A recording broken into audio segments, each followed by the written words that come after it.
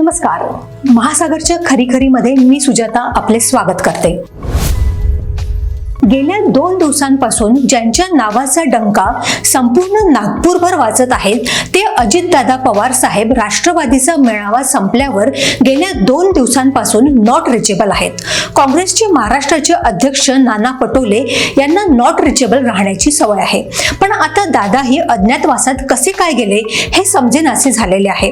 राष्ट्रवादीतील अनेक दिग्गज मंत्रिमंडळाच्या बाहेर आहेत. त्यांना 2.5 वर्षाचे गाजर दाखवल्यावरही त्या गाजराला खाऊ की गिळू अशा शब्दात त्याची टर्र उडवली जात आहे. मुळात राष्ट्रवादी काय किंवा शिवसेना काय हे 2 पक्ष मूळ प्रवाहापासून विलग का झाले याचे स्पष्टीकरण खुद्द त्या पक्षातील प्रमुखांपासून इतर सर्वांनी दिलेले आहे.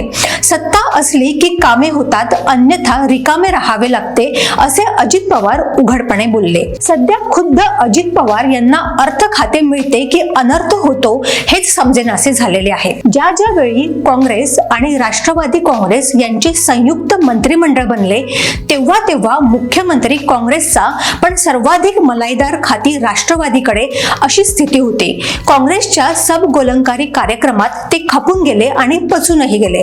पण आता शिस्तबद्ध भारतीय जनता पक्ष आणि त्यात महायुतीमध्ये सर्वाधिक कमी जागा असलेला पक्ष म्हणजे अजित पवार यांचा राष्ट्रवादी काँग्रेस पक्ष आहे.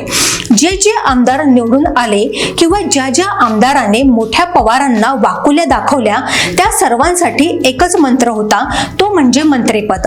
आता नको तेवढे आमदार निवडून आल्याने भाजप काय किंवा शिवसेना काय किंवा राष्ट्रवादी काय तिघांचीही मोठी पंचायत झालेली आहे. भाजपचे सरकार आले म्हणजे मुनगंटीवार यांचे मंत्रिपद पक्के, राष्ट्रवादी सत्तेत असली म्हणजे छगन भुजबळ पक्के. पण आता हेच पक्के पण धक्क्यावर धक्के देत आहे. याचे कारण असे आहे की मंत्रिमंडळात कोणाकोणाला घ्यावे याची आखणी मुंबईत न होता दिल्लीत झालेली आहे. दिल्लीतील श्रेष्ठींकडे प्रत्येकाची कुंडली आहे. तसेच कुणाला घ्यावे आणि कुणाला घेऊ नये याचे गणित पक्के ठरलेले आहे.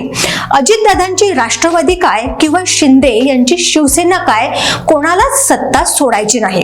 राष्ट्रवादीतील आपल्या वरिष्ठ सहकाऱ्यांना काय उत्तर द्यावे हे न समजल्यामुळे कदाचित आपले अजित पवार साहेब नॉट रिचेबल झालेले असतील. आता आलेल्या परिस्थितीचा मुकाबला करणे अत्यंत गरजेचे आहे. मौन साधून हम आपके है कौन असे म्हणता येणार नाही. त्यामुळे अजितदादा तुम्हाला तुमच्या सुभेदारांना हे सगळे सांगावेच लागेल. त्यामुळे प्राप्त परिस्थितीत जे काय करता येणे शक्य होते ते केले. मित्रांनो, थोडा धीर धरा. यापुढे तुमच्यासाठी जे शक्य आहे ते सर्व करू असे आश्वासन अजित पवार यांना त्यांच्या सुभेदारांना द्यावेच लागेल. त्यामुळे अजितरावांनी अज्ञातवासातून बाहेर यावे. पांडवांची शस्त्रे जशी शमीच्या झाडावर लपवून ठेवली होती तशी अनेक अस्त्रे अजितदादा पवार साहेबांच्याकडे आहेत. त्यांनी आपली अस्त्रे बाहेर काढावीत. त्यातच त्यांचे आणि त्यांच्या पक्षाचे हित आहे. अजितदादा पवार साहेब, तुमची नॉट रिचेबल राहणे आणि राष्ट्रवादीतील सध्याची वादावादी खरोखर परवडणारी नाही एवढेच आम्हाला अगदी मनपूर्वक सांगायचे आहे. अशाच घडामोडींसाठी बघत रहा महासागर.